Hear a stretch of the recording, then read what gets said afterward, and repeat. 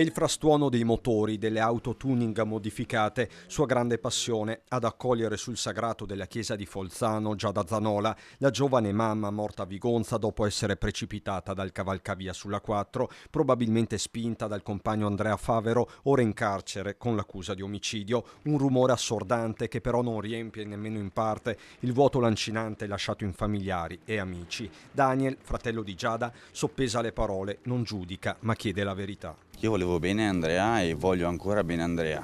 Dovrebbe essere lui a dirmi se è stato lui o no. Tu cosa vorresti dirgli adesso? Esatto. Vorrei solo parlargli. Non vorrei di niente, non voglio accusarlo di niente. Ci penseranno gli altri a fare giustizia se è stato lui.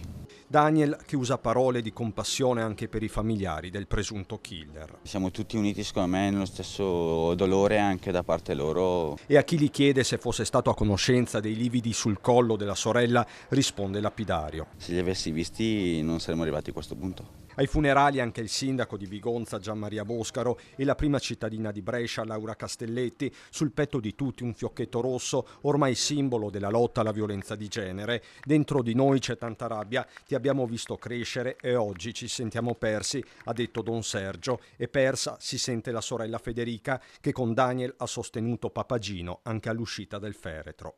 Era dolcissima e mi manca tanto. È un dolore fortissimo. È comunque una perdita, indipendentemente da tutto. Fa male.